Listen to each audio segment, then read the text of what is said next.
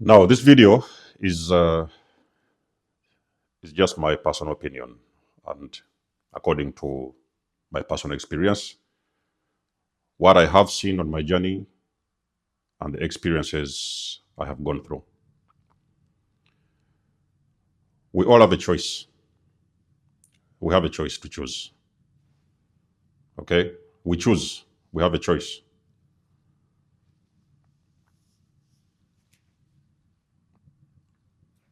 Sometimes we can be forced to make a choice. We may make a choice by force because there's no other option.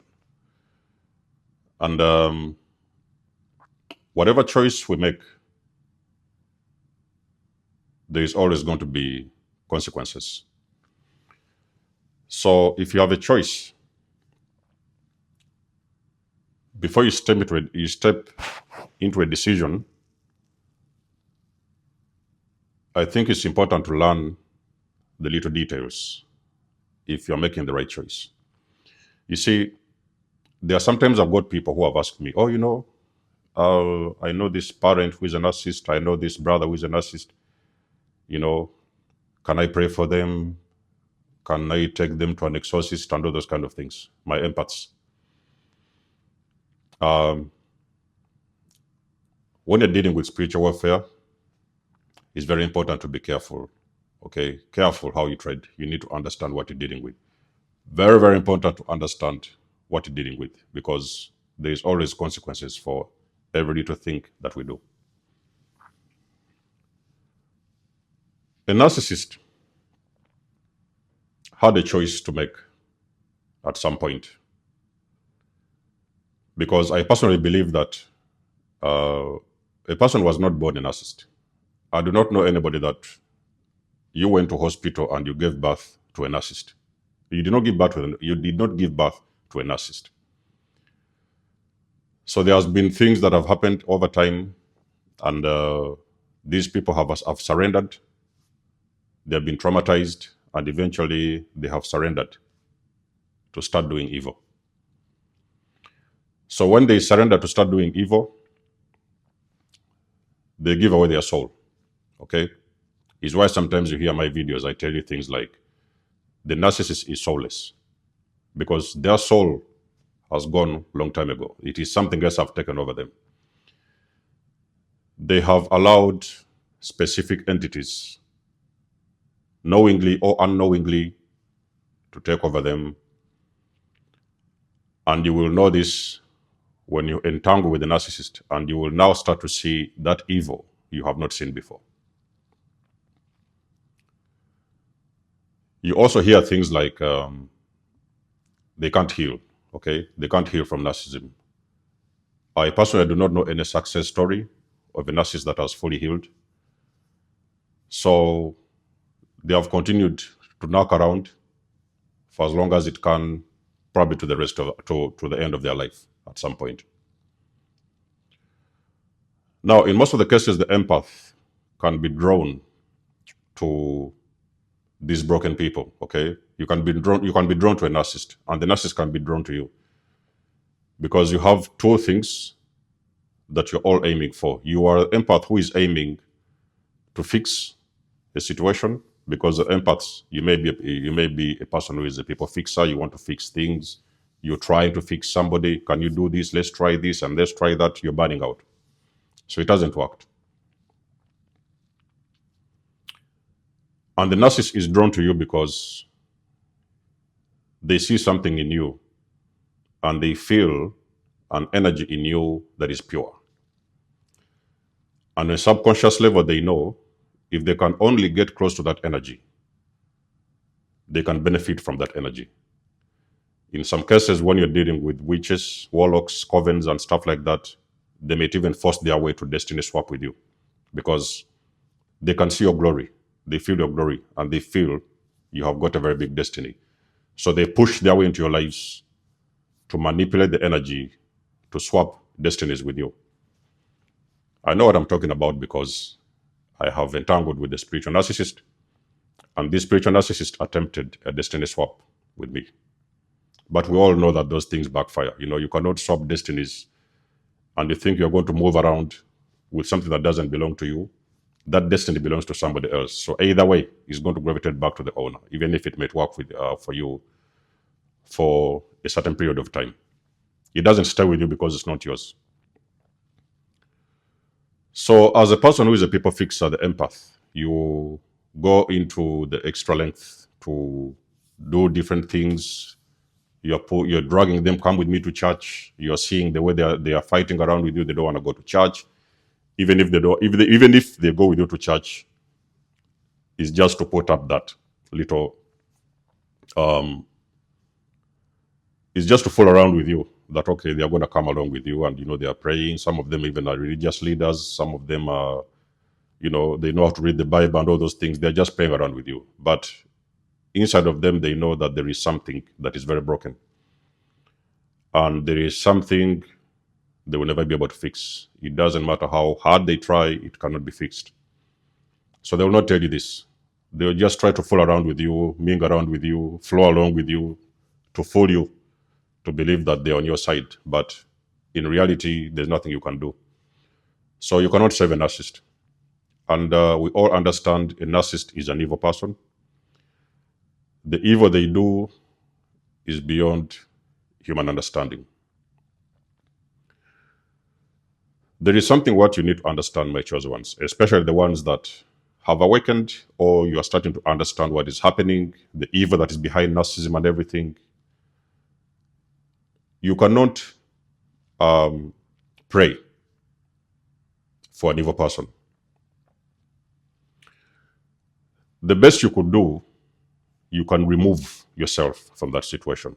Okay, you go no contact, you block and seal off your energy and let them be. Just let them where they are and walk away.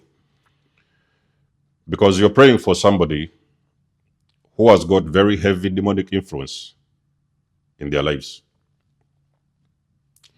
So sometimes it can happen that these demons may start eating away, okay, feeding off of that particular vessel, because they saw this is just a person that is under demonic influence. So their energy has already been corrupted by these entities or deities or whatever. So these entities are using this person as a vessel.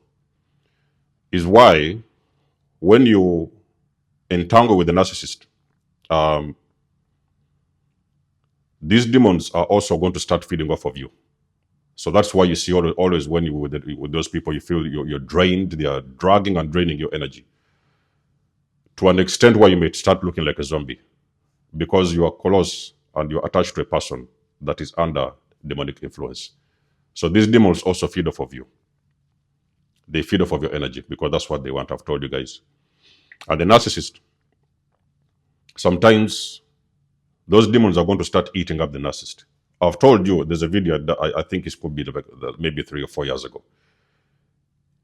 You look very close and you are starting to look beyond the veil, and you will now realize that the narcissist has been secretly decomposing.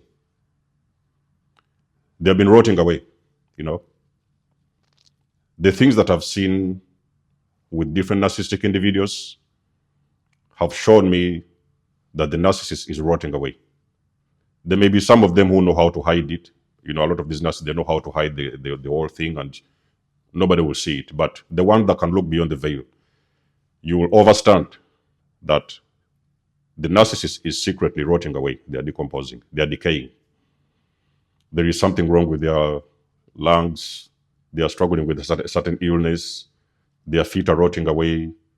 There's something wrong with their body. There is things that are happening to them internally, and many of them are even on different medications. Even if they may not disclose what type of medication they are taking, they may hide this from you, and they could be taking medications secretly.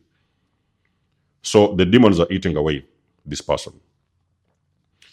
So when you're a person who is with a beautiful light, you are putting yourself in a situation where you are now going to think that, okay, we need to pray. Let us pray. Some of you guys, you might see, you're dragging these people. Oh, come on, let us start praying. You're praying, and then you're praying, and then you're praying. And even sometimes you may see results. There may be a day or two where you might wake up, or, and you see, okay, they are now starting to do better. They are getting themselves back together. You're seeing the results. But the thing is, in most case scenarios, when you pray for that person to get better, those demons are going to come after you. The demons you have been praying to leave the person, they're going to start running after you. And they may manifest in so many different ways. It could be your health, it could be your finances, it could be job loss, it could be car failure, car breakdown, it could be sicknesses, it could be different things, but they're going to start coming at you. Okay? As a matter of fact, those demons have already been coming at you for as long as you've been around that person because you have entangled with their energy. So you're sleeping with them, you spend a lot of time with them, a lot of energy exchange going on. Some of them are even attempting to destiny swap with you because they want your life while you're taking up on their life. So you're now seeing things that are meant to happen for them, to them, happening to you because there's an energy exchange that is going on. So when you have figured out what evil is, narcissistic abuse and all these evil people and whatever, those witches, people are always into dark magic and witchcraft and the things like that. The best you can do, my chosen ones, you can always remove yourself, okay? Now, I'm not saying that you should continue to hate on them and, because things have happened and, you've been under abuse, so you're going out there to start hating and throwing all these insults and whatever, revenging and stuff. You don't do that, okay? You do find a way to forgive, number one, yourself, and number two, you now forgive those people that have abused you because you understand and you understand that they have been under very heavy demonic influence and they do not know anything otherwise than abuse and destroy their victims, the people that are closest to them. Narcissists even destroy their own children. So you walk away and then you find whatever it is you have, any feeling in your heart to forgive them. But you do not engage. Don't return, do not engage, don't continue exchanging back and forth, even if you're aware and you thought, because it's your mother, because it's your father, you continue to engage. You are simply engaging with different entities. It is not the person you are engaging. The person that you're trying to engage, that person's soul has left many years ago. What you are dealing with is entities that are attached to that person. I say it as it is. It may not be something you want to hear, but it's the truth. So when you're praying for that person,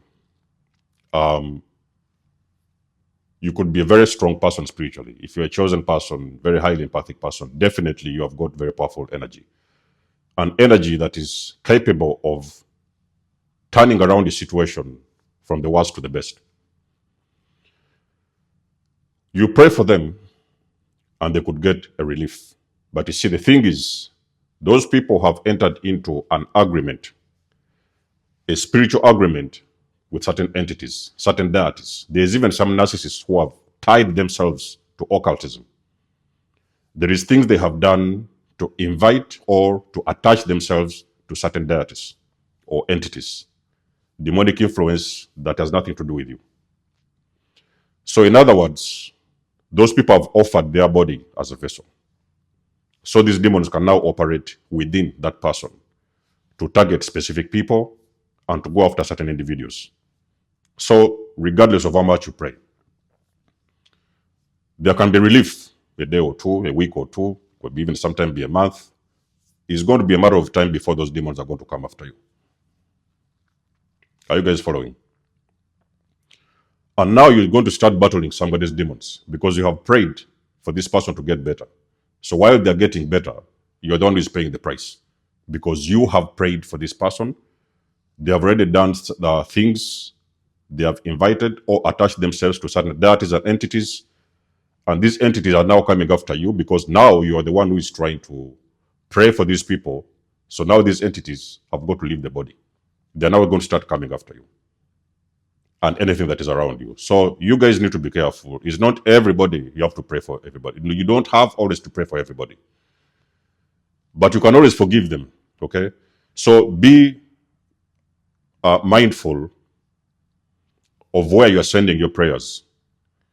You need to send your prayers to the right to the right place, in the right direction.